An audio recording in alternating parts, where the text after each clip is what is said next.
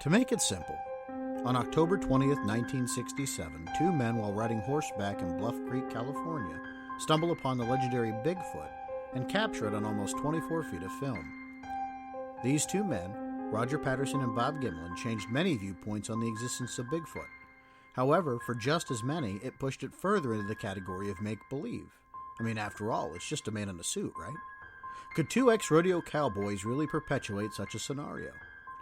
Well, 52 years later, and the camps are still divided and no concrete proof exists for either side of the argument. 52 years. Over half a century of research and investigative efforts have gone into what may possibly be one of the most important films ever taken. Dozens of books and documentaries, countless radio and television shows, all hinged on this subject. But what still eludes us is proof. The following conversation will not totally be a rehash of what's come before us. What we will be focusing on is the following days after the film was taken, because here lies perhaps an even bigger mystery than the subject itself. What happened to the original Patterson Gimlin film?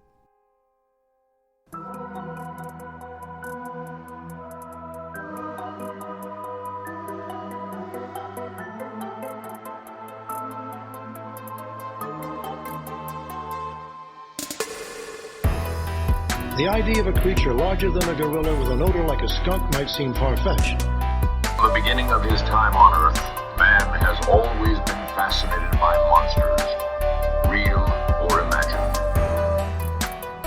The outside world is very judgmental about these things, with many people not believing in them whatsoever. Cloaked in secrecy, they show up without warning, state their business, then vanish as quickly as they appear. They only land in isolated places. They have taken people, I believe. They do have technology. But the idea is if enough people focus on something, like thousands and thousands of people focus their mind on something and the image, in a very strange way, they can kind of create a real-world version of the fictional entity. Fact, fantasy, and history have come together to tease the imagination. That the truth will out, and that no one lie can live forever. Welcome to SuperNRML.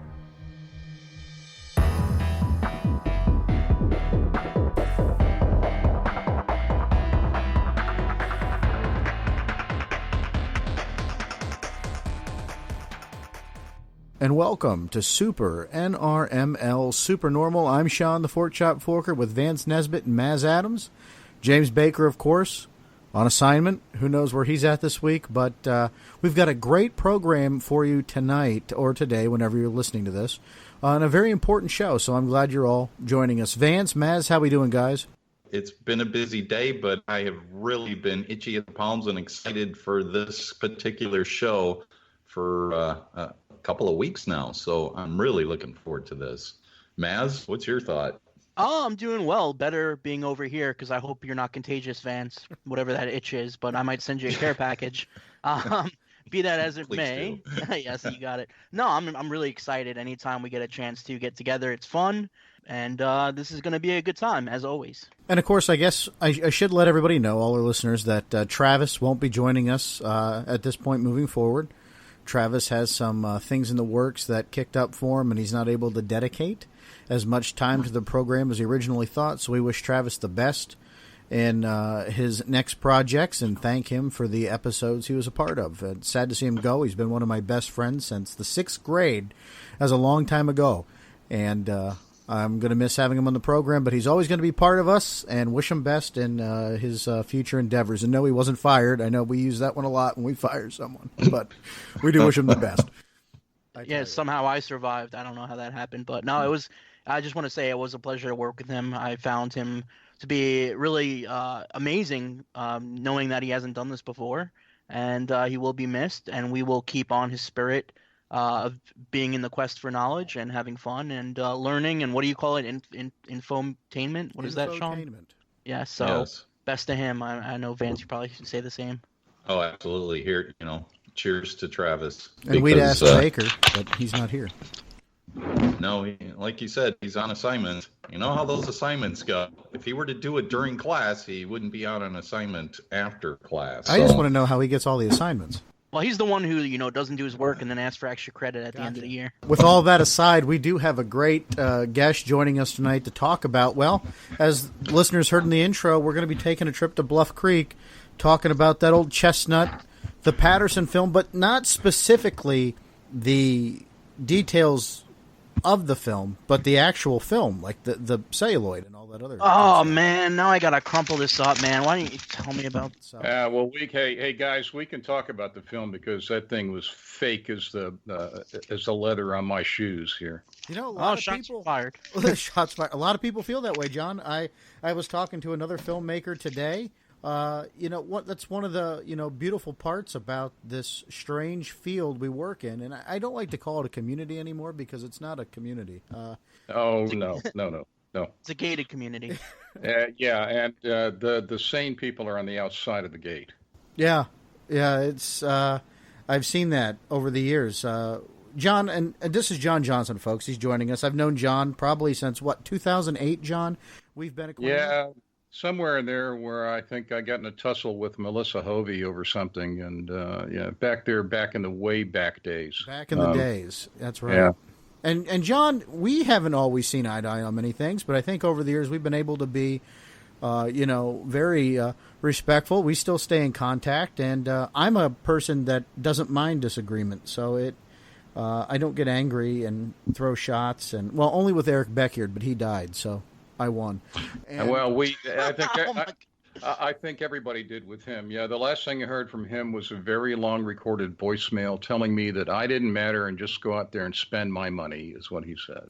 You hate the fact he got something so terrible, but at the same time, he did not make himself endeared to very many people, if any people at all, sadly. And he was, he's kind of an important part of this too, John. Well, he was. I did have an opportunity to view, and I actually do have a professionally digitized copy, which I could explain to you the difference between showing it on a wall and videotaping it and what we had done to it.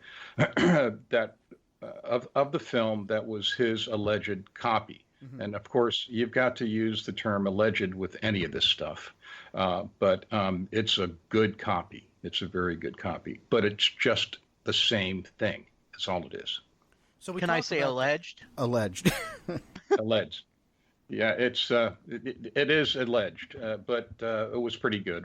I got it through MK Davis. I drove 900 miles to Benton, brought in my 16 millimeter gear so we could project it. And I don't want to get off on a sidetrack. Let's just say that things started going south with regards to my relationship with MK at that point over certain matters that he was bringing up. Well, again, you're not the only one. He went south with the folks in the research field not too long after that. And the analysis was what it was at the time. I like the fact that he made an effort to stabilize it. I guess I'd call it a stabilization, John, because I don't think he really, in my opinion, did much to the quality aside from just, kind of stabling it and giving it that, No, I met him in Conroe, Texas, way back, I want to say in 2005. Chester Moore Jr. was putting on a series of these conferences, and I met some very strange people there. But I drove from my first foray into the Bigfoot world was in Maydell, Texas, and then from there I drove across to Conroe. And I met MK, and I made it a point to go there to meet MK because I was interested in the software that he was using to do the stabilization. But I come to find out that this guy, if there was a harder way to do this, he didn't find one. This was the hardest thing you could do. You simply take a frame, you put it in the middle of an animated GIF program, and you capture it. Then you take another frame, you center it, and you capture it, and you go on. He did that, 900 times? Yeah. And that must have taken him a month if he stayed up late at night doing it. So I was impressed, but I was a little disappointed because even at that stage of the game, there was stabilization software I was full digital by then, and had fantastic desktop software with stabilization and everything. So it was kind of amazing to me. But he's a very intelligent guy. I liked him. We had a lot of good times together. But when he went off that cliff, that was the end of it. I just want to say that no, I apologize, Sean. I just want to say that MK, I was blocked by him before. That was cool. So. Yeah, I've been blocked twice, so I gotcha. I feel that after a certain point in this research field, you do start to lose it a little bit, especially when you spend that much time on one particular focus. I mean, in this field, there's so much to investigate and so much to look at. To isolate yourself and to spend so much time on the Patterson film, to me, is just incredible to begin with, because for one, I've never based my entire, I don't want to call it belief, but my entire, thought process on the Patterson film. I just haven't, because one, that's just stupid to do that. For banking, there are folks that just bank on this being the real deal may one day be very disappointed. And that's why this original reel that we're going to talk about is very important. And, we'll find a way to weave that back in. We go, guys, to the day. We'll just step back here, frame it up, October 20th, 1967. After spending time in the wilderness, Roger Patterson and Bob Gimlin stumble upon the legendary Bigfoot on the sandbar at Bluff Creek. And then we get the almost 24 feet, 954 frames of film that become probably one of the most important films of the 20th century in terms from a science perspective. Well, it's right behind the Spreaker film, right? I mean, when it comes to conspiracy theory and fringe topics, this is a very important piece of evidence. But, what's more interesting, guys, is what happened after they filmed it. That's the bigger story, because there's a lot involved in that process. Well, you should say, you mentioned 24 feet. What we've got on this reel, which I will tell you right now, it is cut into probably 30 strips at this point. Wow. It was absolutely useless coming off the reel. I'm going to say up front, so don't ask. You're not getting a name. You're not getting a facility. You're not getting the exact location. You're not getting the exact location, name, or anything about the people that I bought this stuff from at the estate sale. Okay, so that's just off the table. Yep. But at the facility, we could not. There were three ways that we could have looked at this. We could have looked at it at going through a regular projector. No, that wasn't good, because as soon as we started to unwrap it, you could see the sandbar. You could see, I've seen this film, 10,000 times, and I could see right away this was going to be the same thing. But so I coiled it back up on the reel, and I did an estimation because of the reel depth, and I said this is somewhere between 28 and 30 feet of film. And so I dug this guy up. Now, this guy was not unknown to me, but he was not my associate. He's never been my associate. We did a production of a film called Ashley's Shadow a few years ago for Charlie Carlson, who was a Florida folklorist.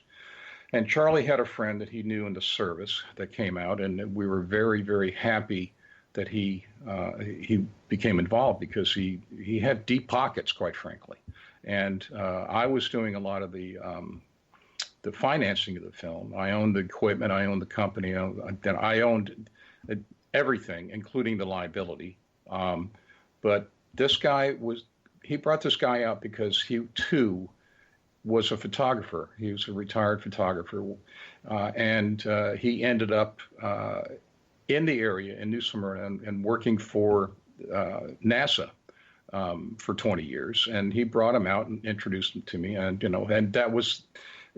At that point there was no reason to pursue any kind of friendship, and now fast forward another 4 or 5 years, and this guy crosses my mind. So I contact Carlson's friend and I say, what can we, is this guy around, and can he help me with this? And as it turned out, it was good. It was very eager to help. Surprisingly, but yet again, not surprisingly, he had never heard of the film. When we finally got the thing looked at, we had to go down and cut it into strips and place it under a piece of glass on a light table. Very, very low tech. We couldn't use the digitizer. We couldn't use a projector. We couldn't use an editor. Everything like that. It just crumbled. If you tried to thread it into any kind of machine, it just crumbled the sprockets, the sprocket holes. And he looked at it, and when we got into the further down through the analysis, he looked at me and he grinned and he says, "Oh, this was a monster movie, huh?" And I said, "Yeah, you have no idea about that. That's an understatement." We looked at it. We documented all the markings we could on it. At this point, if there's any part of this that you want me to read, I will be glad to read it. There were things about the film markings. Let me go down to, factory edge printing was Kodachrome, Kodachrome safety film, which is an acetate base. Film date indicator markings were, and this is weird, this is hieroglyphic stuff, were a solid square, and then next to that was a solid upright equilateral triangle in that order. And, I would have looked at that thinking, what the heck is this? Well, this guy pulls out a book and shows me these things. And that would indicate that the film was manufactured in 1967 because we were beyond that. We did not, they use it every 10 years and they use it 3 times, which is weird. Why not just print the date on the film? The complete manufacturing plant markings were obscured by film damage, but partial show it was probably manufactured in Rochester, New York. I'll go on a little bit here. The film was severely degraded, most likely due to improper processing and storage, and was unfit for threading into a duplicator, projector, or editor for viewing. It emitted an odor not unlike, and this is something else, too, people don't realize about this stuff if it's not done right. It emitted an odor not unlike acetic acid and broke and crumbled when handled. It is acetate-based film and is showing signs of what is termed vinegar syndrome, which is characterized by smell of acetic acid as a byproduct of decomposition. So it was... right from the start, it started looking like this was a bad lab on this film. Kodak did not produce a bad batch of processing. So for this film to have undergone this kind of degradation kind of looks to me like we have another part of the puzzle, because there was this tremendous controversy about where this film or how this film was processed. Absolutely. It was alleged that Patterson mailed it to Al DeAtley, and then Al DeAtley simply went bonk. He just went brain dead, doesn't know what happened to it, can't remember what he did with it. I don't know if the man's still alive or not, but it would be nice. I know Greg, the last person I know that talked to him was Greg Long. And Greg is part of the movie Hoax of the Century.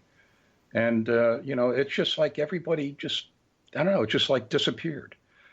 But what this guy, let me see if I can find his reference to that. Certainly. Just from what I know, and from Maz and Vance, who both also may be aware of this, that was one of the sticking points, is how was it developed so fast, as there were only, I believe, 2 facilities that were able to process the film, and none of them were open during the time frames upon which they said it was developed.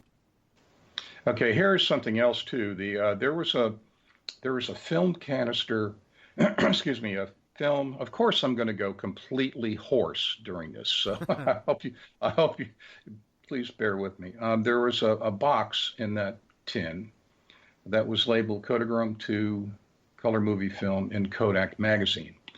Now, Patterson was alleged to have used a Cinekodak K100, that was a spool-fed camera. Didn't make a lot of sense to me because that's a difficult thing to use. So Patterson out there in the middle of God's country in the sand and dirt and bright light with a real camera makes no sense to me. Now, I've got a copy of the warrant that was issued for him when he allegedly stole that camera. John, I have a quick question for you. Sure. I don't mean to interrupt. No, but go ahead. Regarding the camera itself, how is it powered? Was it store-bought batteries, or was this a hand crank? Or it would have been a hand crank. Okay, that's what I thought. Again, they made a blue million of these things. Let's get back to this box. The notation on the box was ASA 2515 DIN, which is the old terminology for film speed. And that it indicated it was Kodachrome 25. The process before date was November 1969. There was an emulsion number, which has got of no consequence. The interior was stained and smelled of decomposing film. There was also a lined film wrapper, like you used to get these things in this, felt like a tin wrapper with the Kodak logo on the outside. It was also smelled of decomposition. But here's his note, is it cannot be determined if the processed Kodachrome was originally from a magazine or reel, as there is no difference in how either is returned to the customer. It could have been simply stored in that combination due to the box and wrapper being convenient. And that would also fall in line with a home processing lab. What am I going to put this in? We got to put it in this wrapper. It's light tight. I'll put it in this box and we'll do this, and then we'll send it back to D'Antley or whoever. And his notes say, I suspect that is the case because film returned from Kodak would have been returned in an appropriate canister. So this is probably not the original container. People don't know this, but film projectors had a variable speed. If you had a guy shoot 18 frames a second and you went in and showed it at 24 frames a second, it would be it'd be like the Keystone Cops. So you could vary the frame rate minutely, infinitely almost on the projectors, which also meant that if you were shooting film, that if you were making an illegal second generation copy of something, you could do that by shooting it on the wall. And in some of the better cameras, there was a fine tune on the frame rate. So, these things, piracy is not something new with this stuff. Mm-hmm. Now, here's something you might want to note on the K14 Kodachrome process. It consisted of 4 developing and 3 re-exposure processes. In other words, they would process a red, and then they'd expose it to light. Then they'd process a green and do the same thing, and then process a blue, and then do the same thing. The Kodachrome did not contain dyes as such. It was controlled a whole other way of making colors, and that was their patented process. Kodak closely guarded this patented process, but it was widely known that labs across the country, not licensed, controlled, or inspected by Kodak, were processing film to take advantage of its huge popularity. These labs consistently produced results inferior to a Kodak lab. These labs were widely known by working pros willing to patronize them. And his last line there says, this reel exhibits traits that point to such a facility, which might also be the origin of the film box. So essentially, that's what we've got. Now, we inspected the film on the light table, under the loop, and it was grueling, 2.5 hours. He charged me for 2. We could see various frames. He would pull one up. I had the digitized copy on a thumb drive, and we pulled it up on a computer screen next to the light table, and we went through and we, frame by frame, we looked at some stuff that we could see. Now, the first 15, 20 seconds of that film is chaos. You can't make anything out. So we just kind of just put that aside. Frame after frame that we looked at, and we could find what looked to be its counterpart on the film itself. I started to sweat profusely over this thing, and I thought, my God, this is actually what we've got. I can tell you that if I were to produce, the only way that I could produce any frames from this for anybody out there to look at would be to put it in my film scanner. I've got a good film scanner, and copy a frame, and then go into Photoshop, or better yet, I would probably go to Premiere, so I could pull up the digital copy I've got and do a side-by-side. I've got an expert skill level at some of this stuff.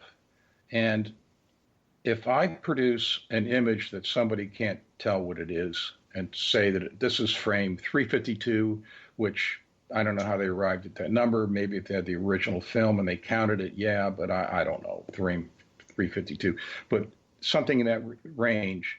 And the people would scream like stuck hogs about it. Oh, this is fabricated. It's obvious. This, and you get somebody like Bill Munns gets a hold of it, and then it all goes to hell in a handbasket. That's why nobody will ever see the original copy. It's not on my property, on my premises any longer. Nobody will see anything of this film. No one else will hold it in their hands.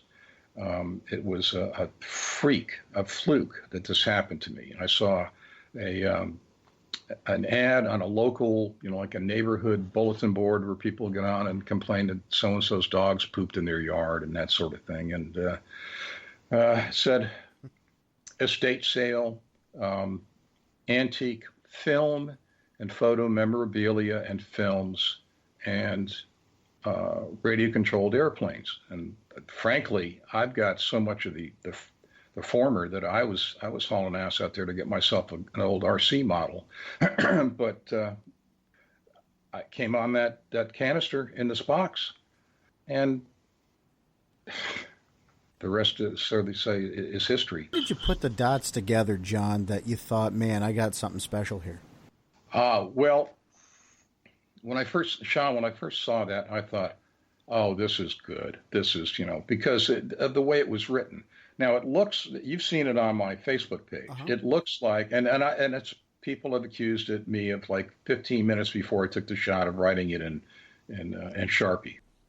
Okay, I can't find that particularly what I did with that. I copied this from a PDF somewhere buried in here. But what he says is that the main canister, which was, and he gave dimensions of it, says could hold. Damn it, where is that stuff?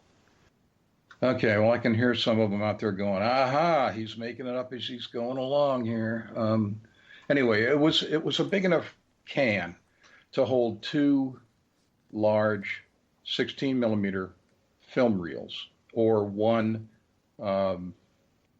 35 millimeter reel, depending on the thickness of the stock on it. And some of these reels are more expensive than others. I've got up here, I'm looking at some that I bought in Arcadia at the closing of an old cinema that are built like battleships, because they were used over and over and over and over again. And then I've got some that I can look at up here and say they look like they were built like tin cans. So it could have held anything. The inside was degraded some. The outside was in pretty good shape. It had some overspray of paint on the edge. I couldn't get into it at the garage sale. I about tore my nails off trying to do it, but I decided to take it sight unseen because it was sealed with some sort of a wax-based something.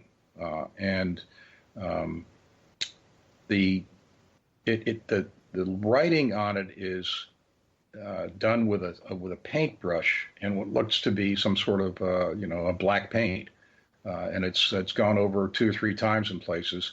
If it ever had any luster, it really hasn't got any of that left. But the conclusion on that was that it was kept pretty well and out of the humidity and out of light for the years that it was stored.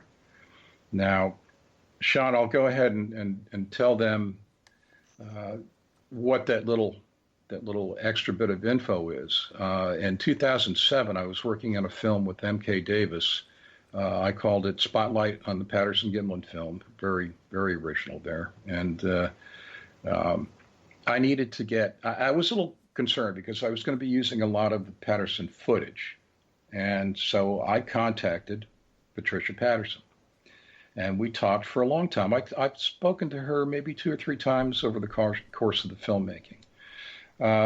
Patricia was allegedly getting $25,000 a pop for royalties on this thing. And when I asked her that, she kind of laughed, like, "Oh my God," And she says, "Well, what can you pay me to use it?" I said, "I'll give you $500 to use it in these films." And she goes, "Okay, I trust you." I said, "Well, whatever happened to the original film?" And she says, "Well, John," she says, it's at my lawyer's it's at a lawyer's office in Florida. And he wants a lot of money to free it up because Roger owed him a lot of money. I said, "Well, I could probably gather up a couple of people and put the money together and get that back for you if you just let me, use the film from time to time."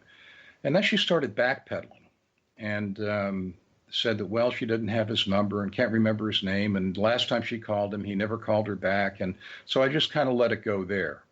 I didn't know what that was all about. But I wrote her a check. I still got the canceled check that I wrote her for $500 and the little contract that I sent her. And she's a nice lady, And Greg Long has had a bit of a different opinion of her, mainly because, according to Bob Hieronymus, when they were trying to suit on in the backyard Patterson lived, Patricia was looking right out the kitchen window at the whole thing.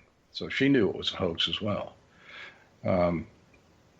But I can't tell you, at that point, when driving home through Orlando, it was in the Orlando area, and I'd have to tell you that I had to drive rush hour traffic in both directions.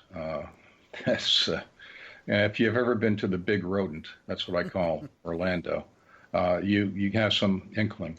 I was pretty much dumbfounded, and I went online and I went to Facebook and I asked Sean and I asked Jay Michael and I asked a few other people whom I trust, what do I do now, guys? What do I do now? How do I handle this? And I was offered some great advice. I can tell you there's one out there, and it's not Sean, who immediately say, well, you need an independent analysis of it. And I said, what did I just get? I got an independent analysis. I could have analyzed this film myself. I got an independent analysis who verified the date, manufacturer, and told me worlds of information about the Kodachrome process and how this thing is probably pirated, a pirated process, an unlicensed lab. I did some checking on Bigfoot forums, which is kind of like putting both feet in a cesspool. But good luck there. Yeah, and found some derogatory remarks. But it's been eerily quiet now, very eerily quiet. So I don't know what the community or the what do you call it now, Sean? Not a community. You call it research something? I don't call it a community anymore. I don't feel there's a community feeling behind it. Community means people getting along and, going towards a common goal. And I don't know where the goals of the quote-unquote community is anymore. No. I was just going to say it's more like the community pull than the community. We got a floater. Oh, yeah. Swim away. Do it in the deep end. Yeah. Oh, man. Well, I got this thing home from the estate sale and looked at it, and I peeled a few frames off the front. The front leader was very short. It was just a few frames, and it had been cut at a 45-degree angle. Because I know from my experience with film, especially the larger films, I've got a Super 8 that will thread itself, but I can tell you that it was cut so that it could be threaded easily by people who didn't have a lot of experience.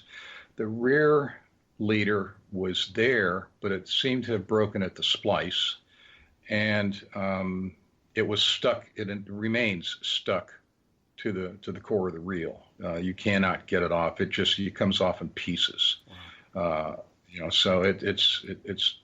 But when I got home and saw what this was, I mulled it over for a while, and then I called the number for the estate sale, and for the real estate agent that had the sign up. Told them where the property was, and I asked them would you please have the granddaughter of this person give me a call back, because she said, my dad was into all this weird stuff, and he traveled here and there, and was all over the state, and he was out on the West Coast, not her dad, her granddad. And when she called, I asked, what did he do for a living? And she says, well, he was an attorney. He worked in contract law and property. And I said, what kind of property? He goes, like people's books and things. And I said, intellectual property. She says, yeah. So he was a contract lawyer and intellectual property lawyer. And he worked, from what she told me, in Orlando, Tampa, and Miami were some of the places he worked in. He is not deceased. He is in, he will be soon, from what I tell. He's not in hospice, but he's in.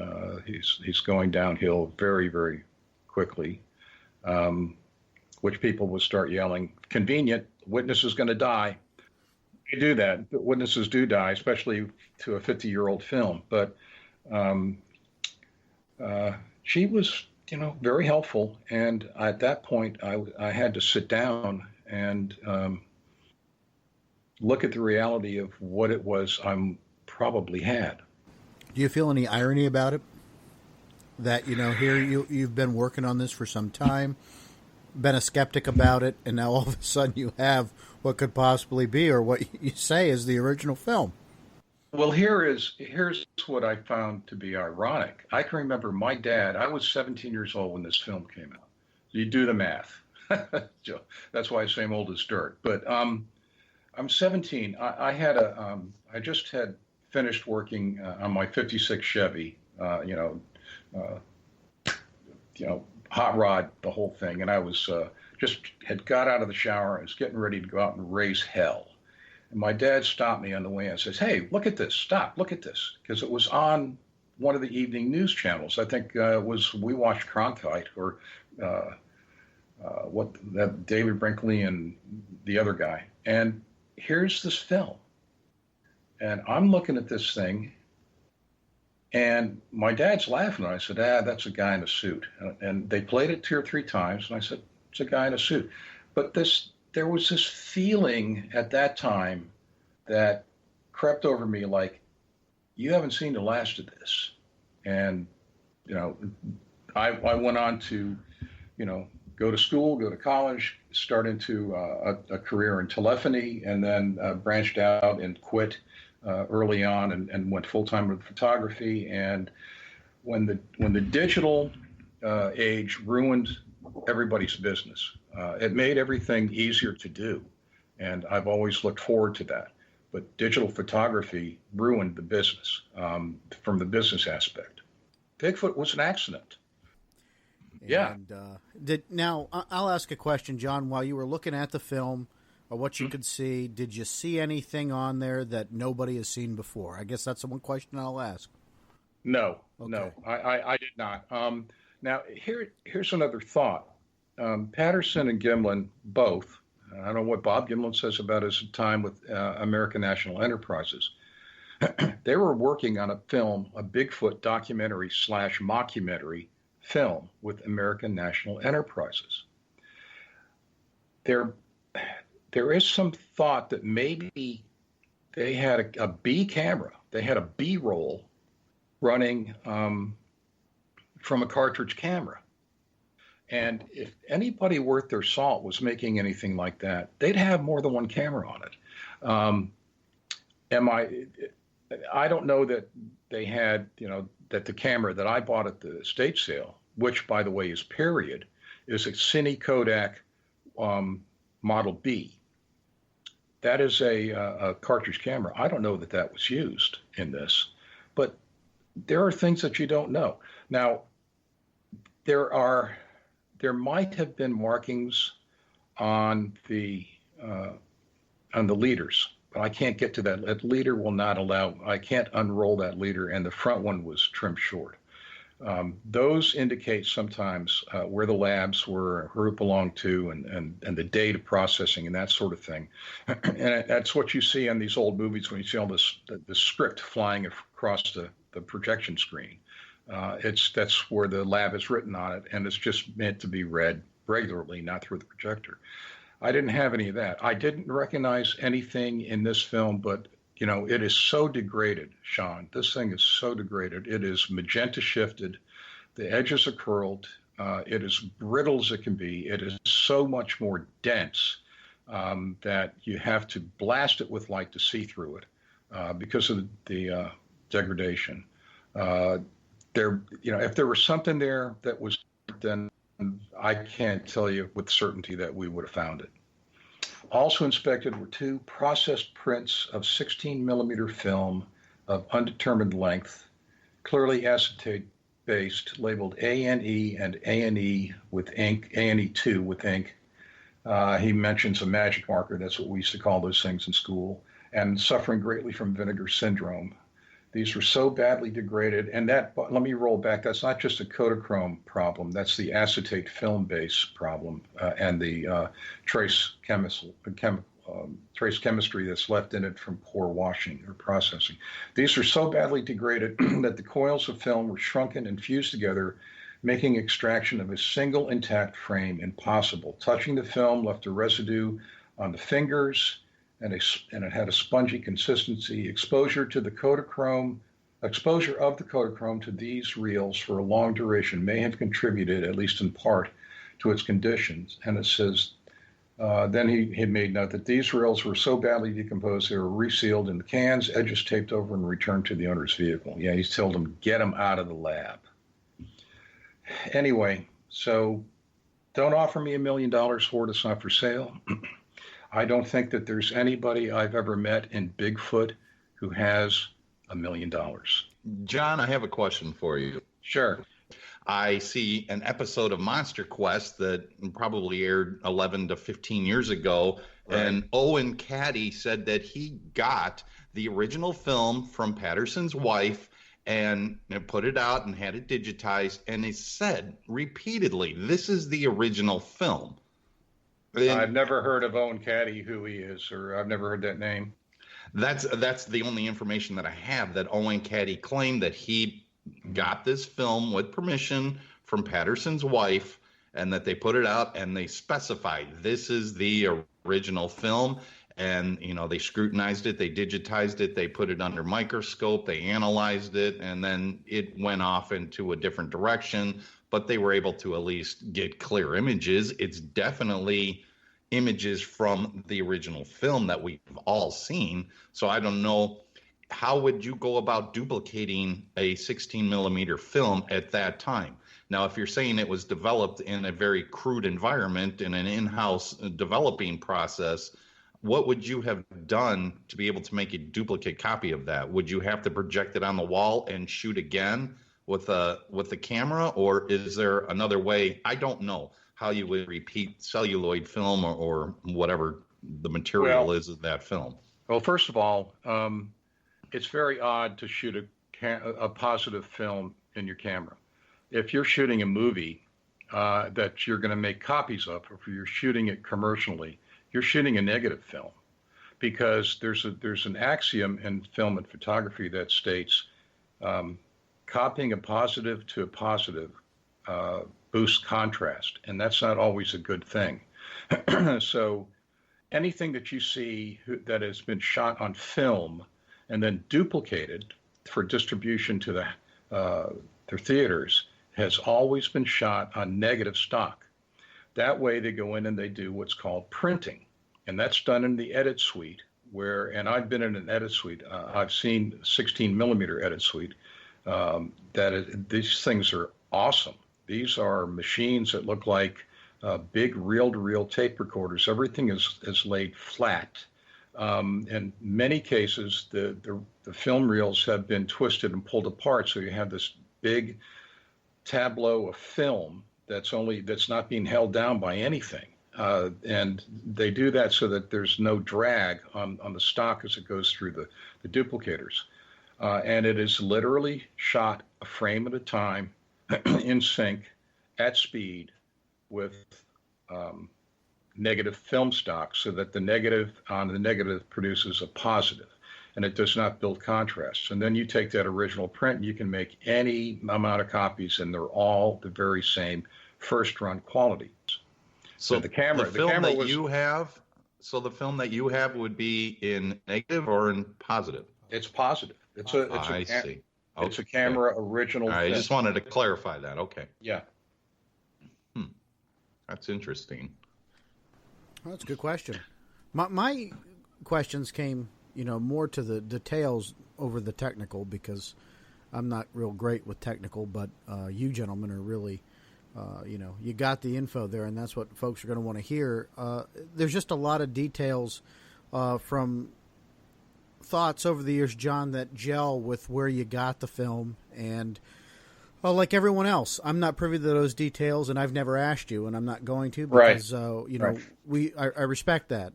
But again, it was known or thought to have known at one point Peter Byrne was trying to track down a attorney in Florida where they were supposed to have had the properties, the original film. Because of where you got it, I think that lends more credence, I guess, is what I'm trying to say, to the validity of what you have. I mean, what are the odds of, two attorneys in Florida having a film reel that says Bluff Creek on it from, 1967? Mm-hmm. You'd have a better chance of winning the lottery. In fact, John, I'd go get a ticket tonight if that's the case. I've shot. I'll be your best friend. I've decided all the years I've been on the planet, the one thing that I know for a fact is that the best way to lose money is to buy a lotto ticket. Absolutely. And you might as well just take a few hundreds out of your pocket and set them on fire. It's just that's as with some there's the rationale. Yes, somebody's got to win. Having this film and thinking back to what Patricia told me. When I say Patty, everybody goes, "No, that's the monster." Okay. To what Patricia told me about the lawyer in Florida. Now I'm hearing that Peter Byrne, and when I think about this, no, there's no way this isn't what I've got.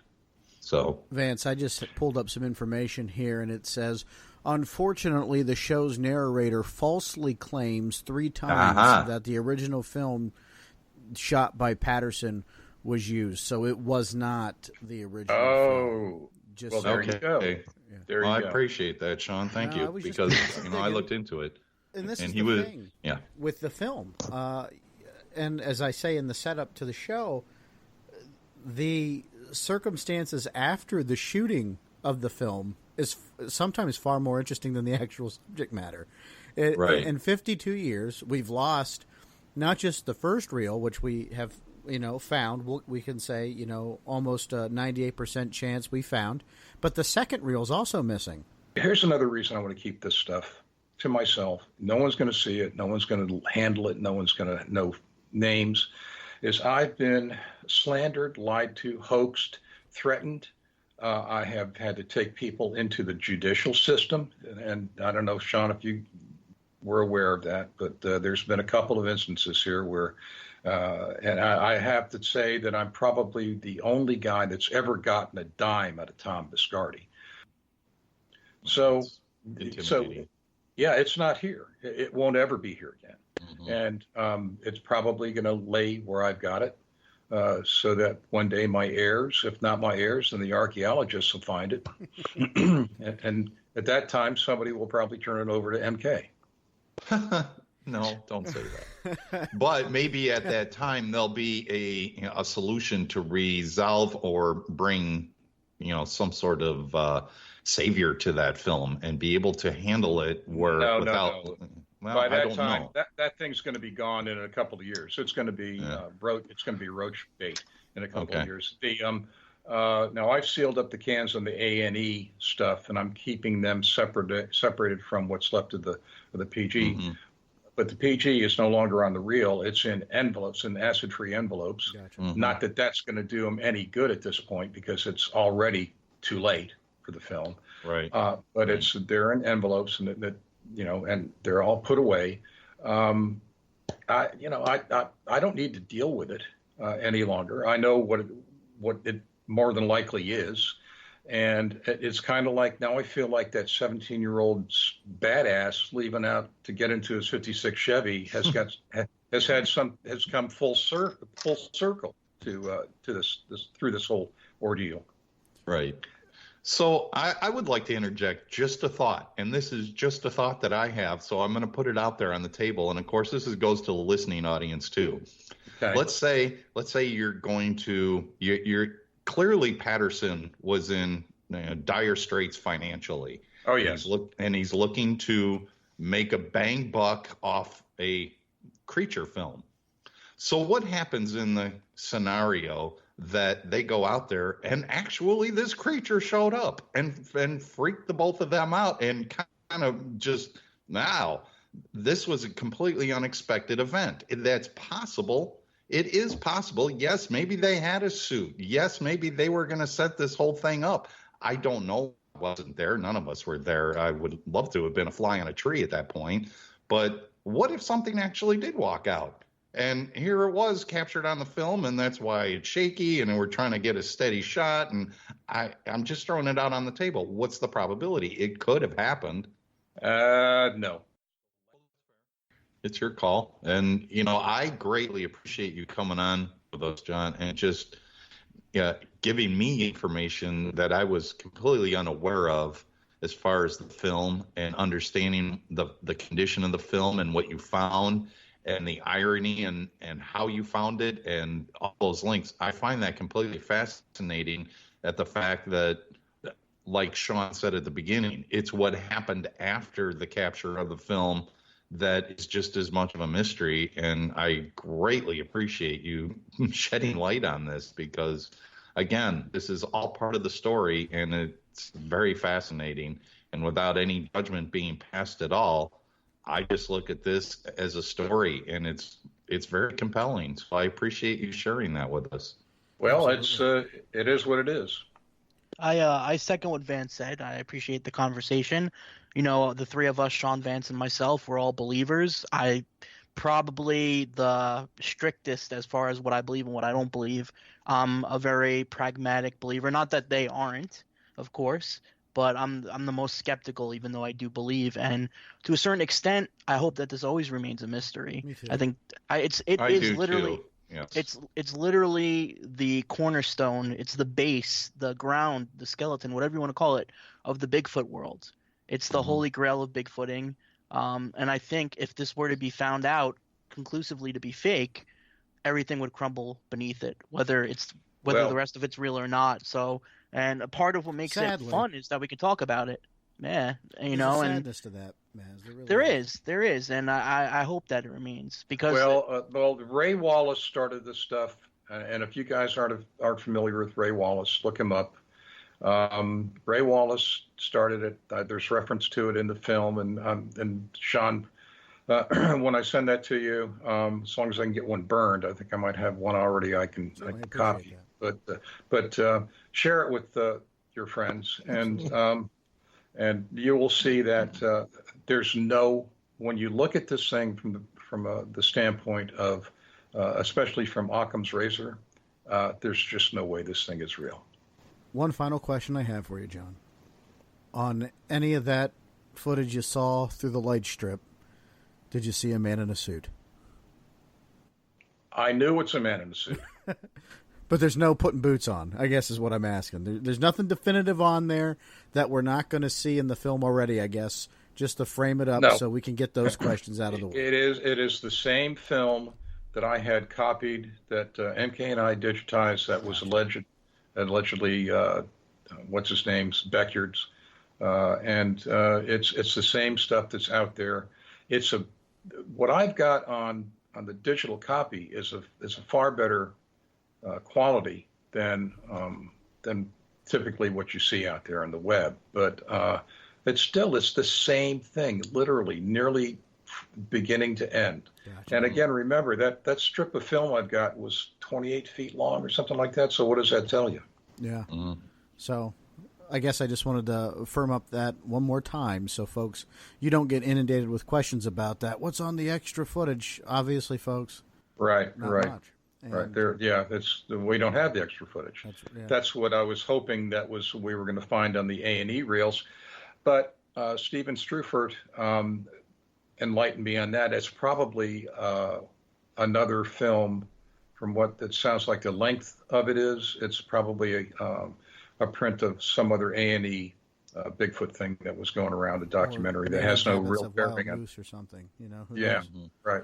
Or it could be pond scum or something. Well, we'll save that one. That one could be a hit on Discovery next season when they run out of other things. But John, thank you so much for spending some time with us. We appreciate it. And we just got done talking with John Johnsen, the owner of the reported original Patterson Gimlin film. Guys, interesting, isn't it? I just can't believe that after all this, it ended up in the hands of a skeptic. Like you said, Maz, a little, I guess, poetic justice or injustice? I said injustice. You said justice. I was under the impression we were speaking to Don Johnson, so I was just watching Django a little bit before, and I'm kind of disappointed, man. Well, things happen from time to time. But a lot of information there, good technical information that I'm sure the listeners will appreciate for those that are really passionate and ardent about the Patterson Gimlin film. But, guys, we wanted to spend a little bit more time talking about the Patterson Gimlin film in itself and, kind of how important it is to us and shed some light on that for the listeners. Maybe folks who have not heard about the Patterson film before. Do one of you guys want to set it up? Not really, not particularly. No, there's Google. Go to Wikipedia.com. We don't get paid for Googleable. this. No. So it's if you've seen, what is it? Was it frame 352? Yep, the famous one in public domain. Yep. So if you probably go to the like Washington or something like that, and you see the picture of the Bigfoot silhouette, that's frame 352. What we think of as Bigfoot comes from the Patterson Gimlin film in 1967, a year before my favorite movie, Planet of the Apes. I get it in every time we can. That's what she said. Right. Boom. I left in my own joke. I'm a winner. Well, there's a few questions that come up in that, and it's been brought in the circle and in the community for years since the film came out. It's a person in a suit. First off, I've always looked at that and I'm like, look, if that's a person in a suit, that's an extremely heavyweight person. Now you go back to the original Planet of the Apes, Maz, and those costumes, they had clothing on over it, and they're not nearly as bulky as Patty. And of course, we refer to it as Patty because Patterson Gimlin, and it's short for Patty, but this thing has breasts. This thing has breasts. That's the name of my autobiography. This thing has breasts. We have the same silhouette too. I am frame 352. No. You know how Vince McMahon would say that, wouldn't you? Say what? Big, hairy titties. Where's that bell effect when you need it? Oh, geez, what was I going to say? Oh, yeah, Vance. So, perfect example of what you're talking about. In Beneath the Planet of the Apes, they actually have a sauna scene with General Sith and Dr. Zaius, and they're full on, in all their ape glory. And if you compare that, what was that, like 2 years after or 3 years after the Patterson Gimlin film? I mean, there's no comparison. You can see muscle definition in the creature, and if it's real, man, it's even good by today's standards, I think. Yeah. It's again, that's really why I wanted my question to be answered. Look, I know the history of Patterson. And like I said earlier, when John was with us, look, Patterson, he played a little bit on the shady side. And I understand that. I can't say, I accept a person like that into my personal life, but I understand people's behavior. Look, both of them really didn't have a continual factory work or office jobs. No, they were getting their money together however they could. So with that intent of creating a hoax film, you're in an environment where you're going to set the hoax up and something does walk out of the woods and you captured it. And I've been leaning that way for a long time. Even after listening to the history of Patterson and the footprints and all, and just with listening to Gimlin and the intensity in which he has done so many interviews. You mean to tell me that that man is waking up every day to still perpetuate this lie forward? I think people just would give up with that amount of energy. But every day he wakes up and he will share that story. And I understand there's money involved. I totally get that. But when you're perpetuating a falsehood like that and you wake up every day and, oh, God, I got to go through this again, I don't know that people are really going to do that. And with the way Bob Gimlin has carried himself and the sincerity behind it, either one of two things happened. Either they captured a real creature or Gimlin was completely in the dark of this whole thing from day one. One of those two things happened. It still doesn't answer the question, but I still take a look at this film and the muscle flex and the understanding and the breakdown that Dr. Meldrum had done as well, with the foot castings and analyzing that film too. And there's a lot of things that are just tiny little details that make perfect sense. You can see hair wear marks on the thigh where the arm is swinging. And yes, if you're walking like that and that's your main mode of transportation, that hand would, constantly swinging against your side and your arm rubbing against your side would wear the hair much thinner than it would on the back or on your chest and shoulders and so on. So to go through that much detail for just a costume and then to put breasts on it on top of it, I don't know. I'm still shrugging my shoulders. I don't know. We know mean who opinion. Shoulders? Bob Hieronymus. What? Because he was wearing shoulder pads, apparently. That's what he said. Oh, you break it down, buddy. I'm just saying. Yes, Go ahead. No. I was just gonna say, have you guys seen like the super, HD versions? I don't know if this is true throughout all of them, but where you can see like blinking and stuff like that. You mean the recent one that was just done, the 4K? I think it was even before the 4K because I didn't even watch all of the 4K, but there were ones that were stabilized and closed up, zoomed in and stuff like that, and it looks like the creature's actually blinking. I have not seen those, or if I did, I just didn't care that much, to be honest. Because you were blinking at the same time as the creature. That's right. Well, the issue I have with it is that I almost feel like I have over-analysis paralysis on the Patterson film, where like anytime something new comes out, I'm like, oh, gee, yay, something new that's not really new. But it has a ponytail. It still doesn't prove anything, exactly.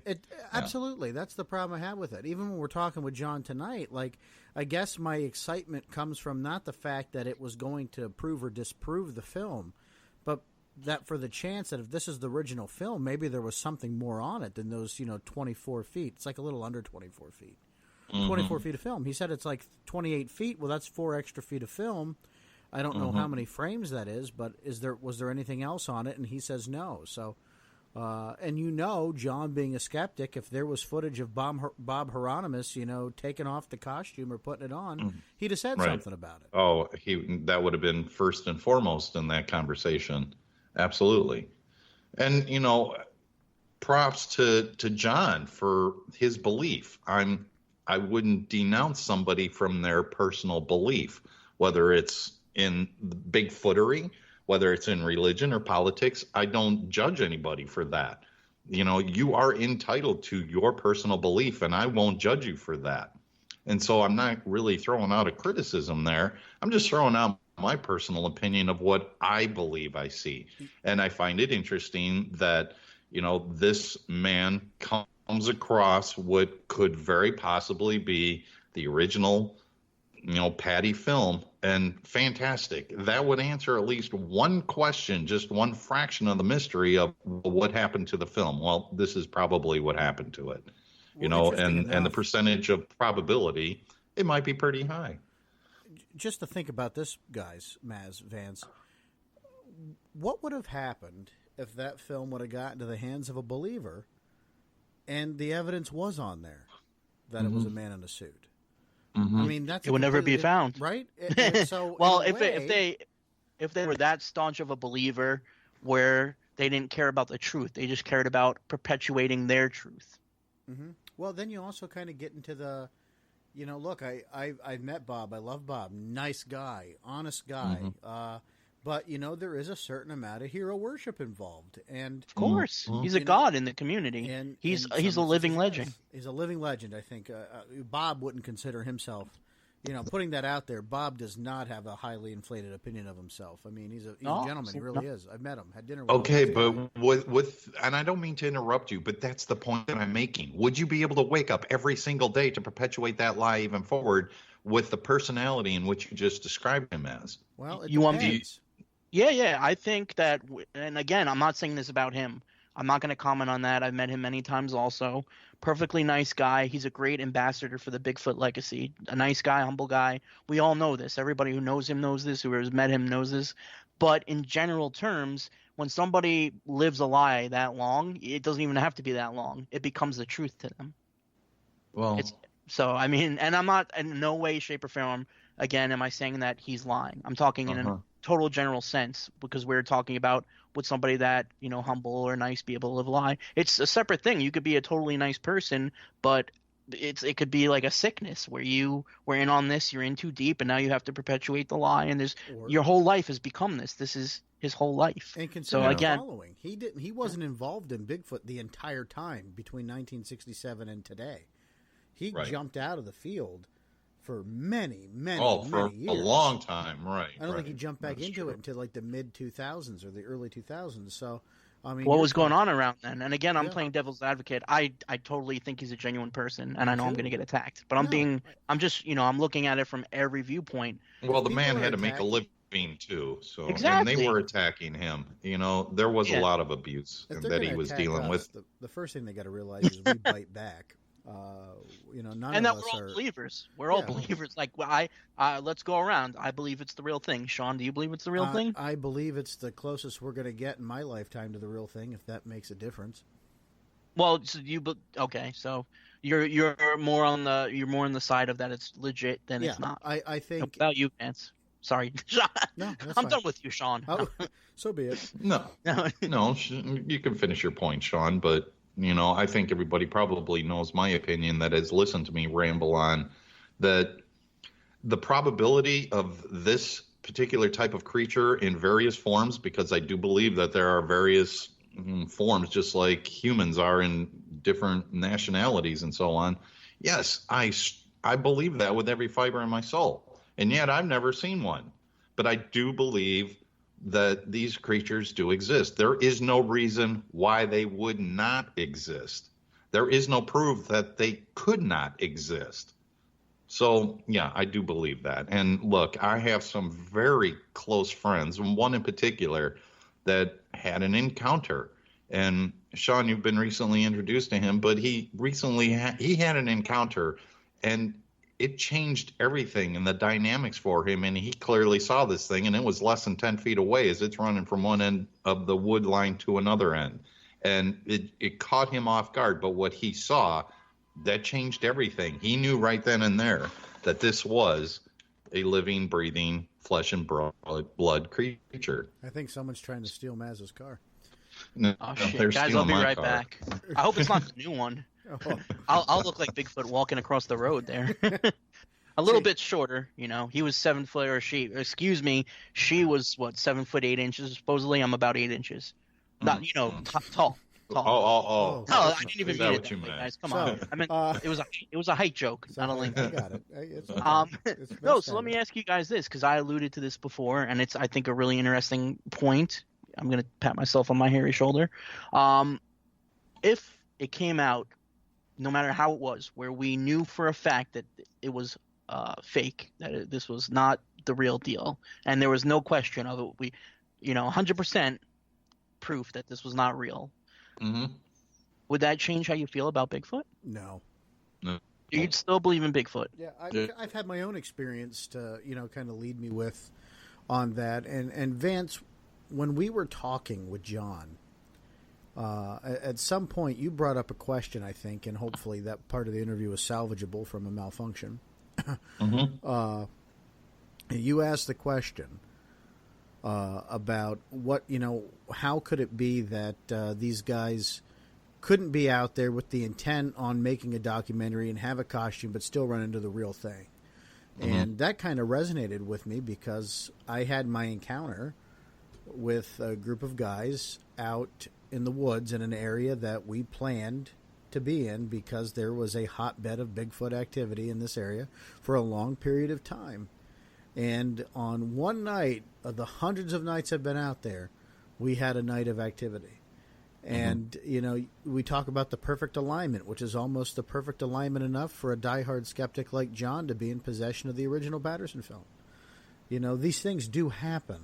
I'm not saying they're improbable, and I'm saying maybe there is some thought, Vance, into what you said. Perhaps there's another alternative in that they were out there with the materials to create a documentary and just ended up, by coincidence, chance of event, grace of God, whatever you want to call it, and it happens.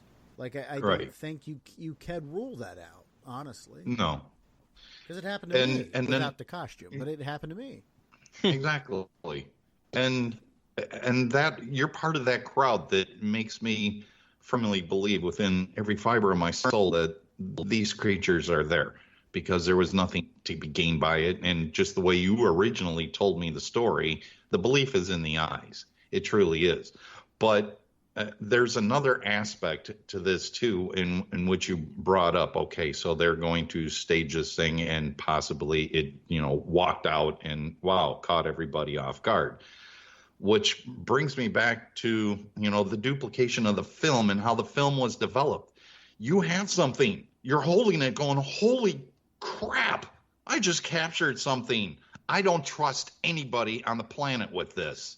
I'm going to develop it myself because I don't trust somebody that I'll ever see it again or that they'll make off with it. And maybe he did. Maybe he did get together whatever process he could, and it was crudely developed because he was so anxious to see everything and replay it and watch the film again. That's very possible.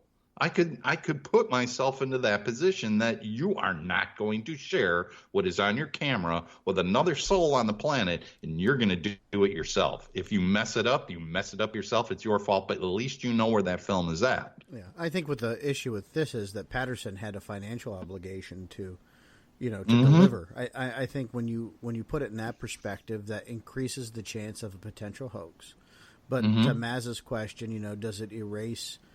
For me, if it was proven tomorrow, would it end my belief in Bigfoot? And the answer for me is no. And I don't think anybody should ever base their belief on one thing, right? I mean, of course, unless it's your own personal sighting. And even then, you've talked to me, Vance, I'm the worst skeptic on my own sighting than any other skeptic.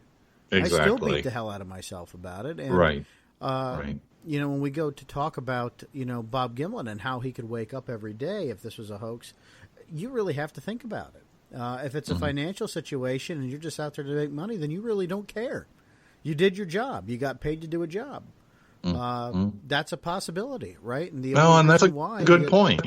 That's a really good point. Into it. But let's be honest, Bob Gimlin never made the money off it he probably should have.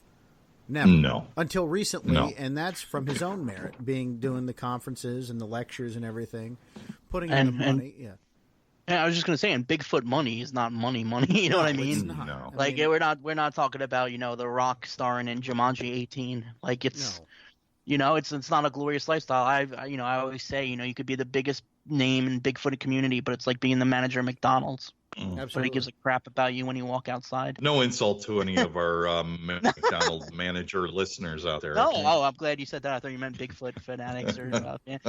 We all know what we are. Absolutely. We love what we love. This community is no different than any community. It's not a community. It's not. I'm sorry. That's right. It's a fraternity now. It's a.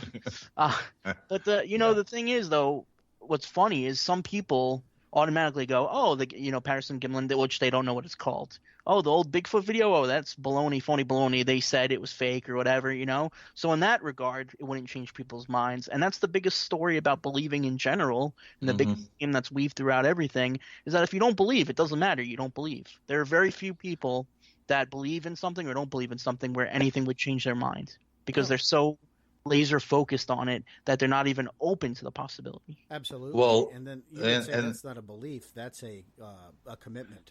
You know what I mean? That's right. There's no doubt. That's an assurance. Right. You know, and you got to take into consideration too, which we may all have exposed to at some point, is when the first time when we've all had to have seen the Patty film for the first time. But how were you introduced to it? No, you got to check this out. What a piece of junk. Check this out, guy in a suit. Or look, here's a capture of a real monster. That initial introduction to that film for the first time for you as an individual, whether you can remember what that introduction was or not, probably starts to tip the scales in which way you lean on what it is on that film. Absolutely. I happened to see it. I remember the first time I saw it. I saw it on Creature Features, which was a monster show on TV. I believe it would have been 1968 when I first saw it as a kid. And Creature Feature was a midday show, and they'd show the classic Wolfman and Dracula movies and so on. And during a commercial break, they showed this piece of film without setting anything up other than here's some film that was captured in Northern California, not details of the location or anything, and here's what it is. And that's it. That's all the introduction was. And when I first saw it, I'm like, holy crap, that's a monster. That was my initial virgin reaction to it the first time I saw it. And but again, had my mother said, "Oh, you gotta check this out. This is absolutely ridiculous," or if my dad said, "Oh, check this out. This is ridiculous," I would have probably have viewed that film as ridiculous to this day, just because of my initial introduction into it. Yeah, and I think, Sean, you hit on this before, and it's the truth. Regardless of whether it's real or fake, or if it ever comes out that it's real or fake, and we know for certain, it's not going to change its cultural significance. You know, Absolutely. It's an American icon. It's ingrained. Well, in pop it's culture. not only that, it's a world icon. And I don't want to stand on a soapbox or not, but look, this creature has been in cultures for thousands of years. And I spoke to a gentleman who, I believe it was his great uncle, was just keeping personal diaries and journals up in Canada and was writing in these journals of these creatures, and he's trying to figure out how to move them off the property so that he could develop his farm. Dear diary. Yeah, right. But that's as far as the diary went. It didn't go to the public. It was a personal diary. Hopefully it didn't go as far as my diarrhea went. Yeah. Which is Italian for diary, just if you didn't know that. It is, yeah. Diary. From gray matter to brown matter. Well, very good. That was a nice transition. Got to add a like little to this. Are you saying it was slick and slippery? It was a very smooth transition. Oh, God. There's the bell. You're tapping out. That bloody bell. Bloody bell. Oh, jeez. It was a bloody bow. I knew we were going there bloody next. bell. You got to get a CBC and a culture and a cult, a fecal. Oh, boy. This man. Turned into a shitty conversation. Yeah, well, went from number one podcast to number two. No, I don't think we were ever number one, but we'll get there one day. Only in our hearts. No. Speaking of number podcasts, two. Did you see, and I bring this up, Joe Rogan talking to Dan Aykroyd about Bigfoot? Yes, I did. And the whole time I'm watching, I'm like, man, what a dick. Is, Joe Rogan? Yeah. And he's a guy who's an expert on everything. Oh, he is, except for, you know what I mean?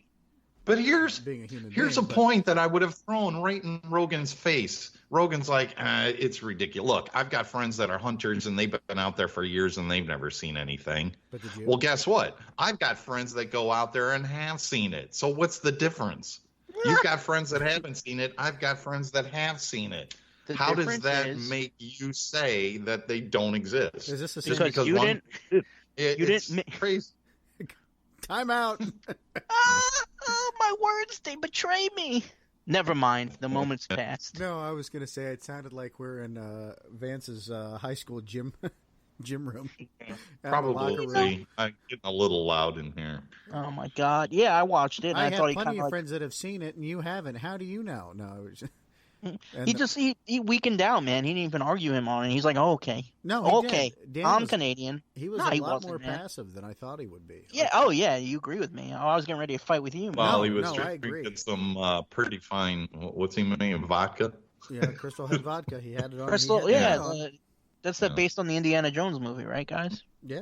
Well. The legend that based around the movie was based on the skulls. Yeah, no, not the other way around. It was Indiana Jones and the legend of Dan Aykroyd's alcoholic beverage in his last skull. Everybody knows that. You spend more money on the container than you do the booze, but that's okay because Dan Aykroyd's selling it. He's a nice guy, and yeah, it's just funny. I happen to, it popped up on YouTube. I watched some Joe Rogan videos. I don't mean to give him a play. Fine, I enjoy him fine, but this particular one, it's a case of exactly what I said before, where you don't believe, so it doesn't matter what anybody Absolutely. And you can tell just by his body language while they're talking about it, he could give two Oh, shits. yeah. But, he does say one thing about why he doesn't believe in the Patterson video. Mm-hmm. And do you guys know do you know what he said? Because I think I'm going to paraphrase it here. He goes, I haven't seen an animal in the wild that looks like a man in a suit. Right. Okay. But the subject in the video does. And, I mean, it's a point. I mean, you look at a bear, well, you could see a bear as a man in the suit if you were, baggy enough. But I don't know. I mean, it was just a simple point, but it did resonate with me a little bit. Because I think somewhere along the line, even though I want this to be real, there's still, we were talking about, Maz, what do we really believe? I think there's always a part of my mind that's a little skeptical. Oh, yeah, 100%, dude. I battle with myself all the time. And when people bring up a point like that, I find myself grasping to the evidence I do know from all the Meldrums out there and the John Greens and the Peter Burns and the Renee DeHindens, the Grover Krantzes. I latch on to their thoughts on it. And, you use that to re-rationalize where I stand. But comments like that are so simple, resonate with me over and over and over again. They just chip away at that. To the point where I wonder, am I going to feel this way my entire life? Am I always going to be a believer? I'm one of the few people in my circle that live around me and my family that believe it's real. Mm-hmm. And I come from a family of people that are... really into the paranormal, and none of them believe the Patterson film is real. I know we're going to revisit this topic later on, so I don't want to dive too deep into general, Bigfoot talk. What was that? I was saying Oh, okay.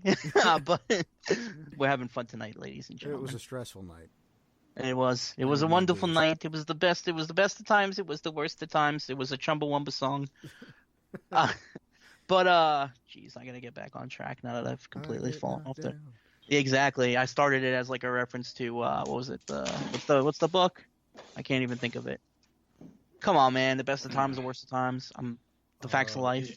No, come on. You take the good, come on. Why can't I think of the book, man? The facts of life. It's of War and Peace. There you War go. and Peace. I couldn't think. It's late, guys. For anybody listening to this, it's 10:36, which is really not my bedtime yet. But still, we've already been recording for 2 hours, so yeah, 2.5. No, longer than 2.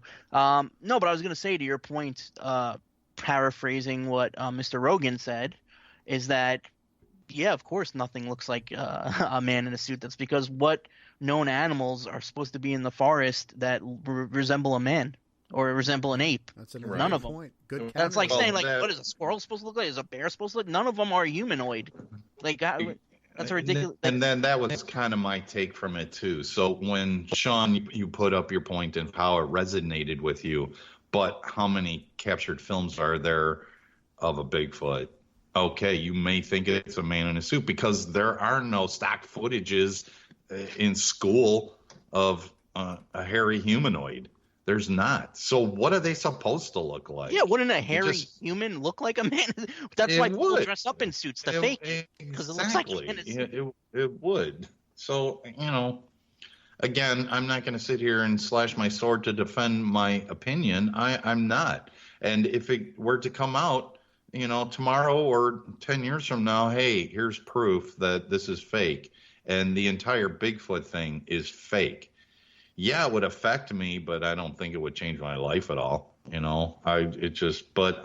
don't know. From the people, the witnesses, the evidence, everything that is compiled is so much bigger. And here's another thing.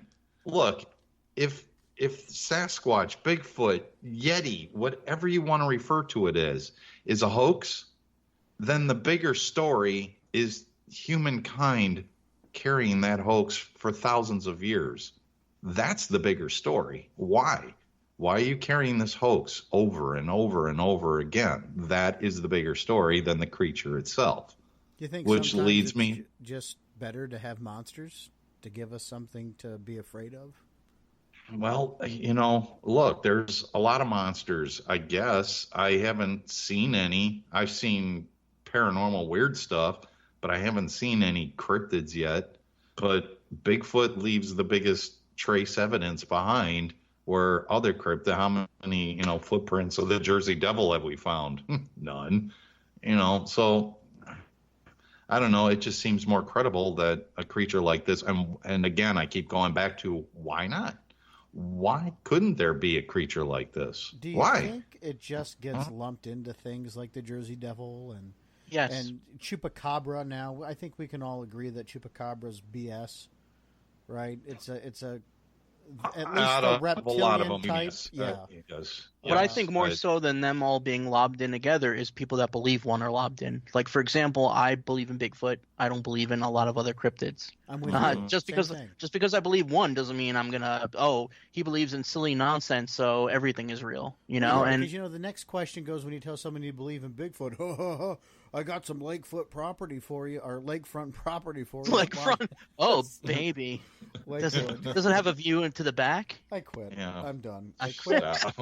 Get a new producer. I'm tired of this shit. No, I'm kidding. It's a long night. It's a long night. But it's the Loch Ness thing. I'm sure of it, right? Lakefoot property. I meant lakefront, Yeah. and I said lakefront. Yeah.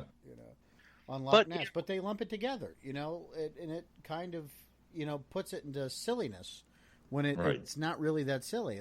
So, for instance, in my professional day-to-day job, my superiors know I'm the Bigfoot guy, and at least every so often you get to, hey Forker, how many of them do you think there are? Is there more than one? And I just distinctly remember going, yes, dipshit.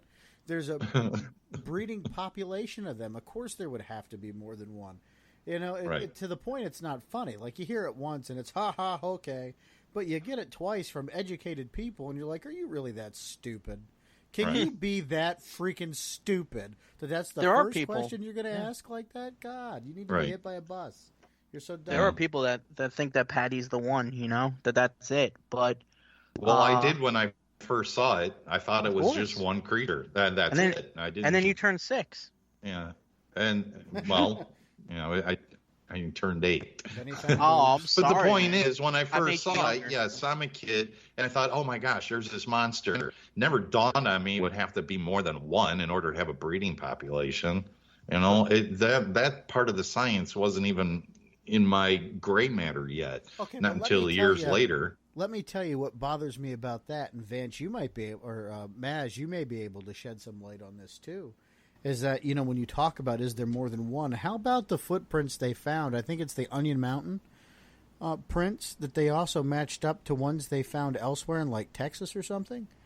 Oh, yeah, there's been multiple cases of that where it seems like it's the same kind of creature, like with distinctive patterns and markings and things like that throughout similar areas and different areas. Cliff's got a bunch of examples of those. And that's compelling to me, because that shows movement of a living creature.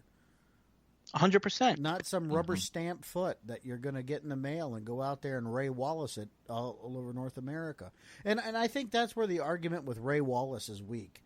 Like, Ray Wallace may have faked some prints, but there's no way in hell Ray Wallace faked all the prints. That's impossible. Mm-hmm. And even if that time off to do it, like, it's impossible. Right. Even if one set was real, that's all it takes. Even if one picture is real, that's what John all Green it takes. said. Even at the end of all this, if one report was real, it was all worth it, right? And I agree with that wholeheartedly. And I'm paraphrasing. Don't quote me. I know somebody out there. I'm like, that's not what he said. Well, who cares? Shut up. We're going to get quoted on everything we say and everything we didn't say. But all right, Bart Simpson, you're so cool. 1990s. It's my favorite book, Sasquatch: The Apes Among Us. Oh, yeah. Most of the people that are listening to this probably haven't even read it. But do yourselves a favor. Go out and get a little educated and read the books. They're worth it. The books by DeHinden and Krantz and Dr. Bindernagel are so worth your time to read. Some of them even explore the Patterson film. And it's worth going over, sometimes over and over again. And I know I said I get over analysis paralysis on it.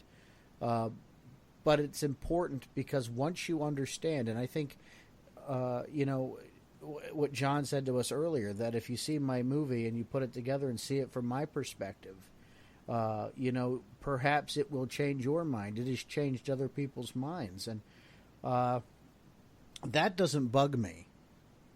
What bothers me is not being able to see it from both sides of the spectrum, and then using your own reasonable deduction to put it together. And then what do you come up with? For me, that still lends me to believe that the Patterson film is real.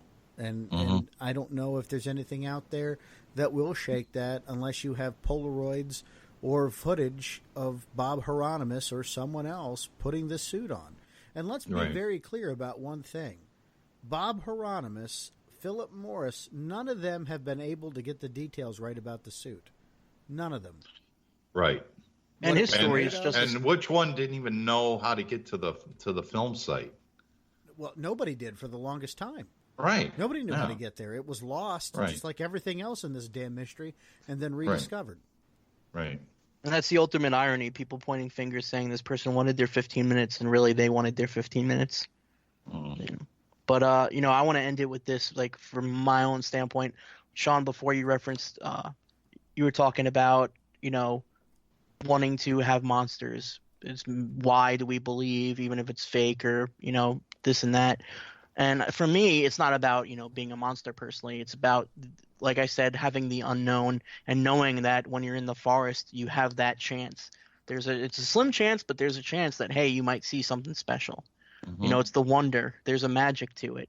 And I think the biggest problem with people who don't believe in Bigfoot is they look at it as if it's a unicorn or a dragon, some kind of mythological crazy beast, instead of something that, there's fossil records for, tall hominid, bipedal creatures existing. They don't look at it from a scientific grounded standpoint. And whether it is looking at it as a monster, on an old flick, or it's from that scientific standpoint, being in the woods, it's just a cool feeling knowing that somebody can be watching you and these things can be out there. Right. Absolutely. No, I agree with you, Maz. I don't want the mystery to end. I love the mystery. I really do. So, no, I don't want to see it come to a crashing end and watch the infighting over it. There's enough infighting as it is right now. I would like to end my note with some unfortunate information in which I found out tonight, which would have already been out there for a few days, but I will speak for myself and for the rest of us at the SuperNRML, wishing Lauren Coleman a quick recovery. Get back on your feet, my friend, and get back out there and do what you do that is so special. Absolutely. Thank you for those words, Vance. I totally agree as well. Lauren's a great guy. He's another one of those pillars in this community. Has a myriad of great books and really pioneered the cryptozoological museum there, and an interest in the topic. So he deserves a lot of credit, and we all wish him well. Absolutely. And we'll take a minute again to once again thank John Johnsen for coming on, and hopefully we'll be able to retain all that source material that we recorded earlier tonight. Good stuff. I'm so happy that perhaps we have an answer to what happened to at least one of the 14 mysteries of the Patterson film. Right. And the best part about this, guys, we're leaving the episode with no further information to the resolution of the big question. Was it all a hoax? Right now, the answer looks like, I don't know. Again. So, folks, you've been listening to SuperNRML. Guys, where can folks find you? They can find me right here at Studio 401, or they can just jump over to Facebook and look up Vance A. Nesbitt. You can always chat with me there. And on Instagram, Vance_Nesbitt_NRML. And you can find me at Studio 54. No, I'm just kidding. Facebook, M-A-Z, Adams, Maz Adams. That's 1D, not 2Ds like the Adams family. I can't snap, so I'm not going to do it. Instagram, Maz Adams Art. Twitter, Maz Adams Art. I'd give you my cell number, but nobody's going to want to use that. And remember, I don't have your cell number. I think you do. I don't know if I saved you. The physical copy might belong to John, but we all own the copy in our hearts and in our minds, and you can't take that away from us. Boom. Nope. It was a great show, guys. I appreciate it. And of course, I'm Sean, the Four Chop Forker. Find me everywhere at Sean Forker. I am my name. I wear it loud and proud. And it's just a pleasure to be able to do these shows for you guys each and every week, because without you, the listeners, there would be no show. Find us on Facebook at SuperNRML, and follow us on YouTube, where you can subscribe, rate, and review. SuperNRML.com, and we'll see you next time. Thank you for coming along to this week's event. Remember, if by chance you get an odd feeling and something doesn't seem right, don't be alarmed by it. It's just the supernormal.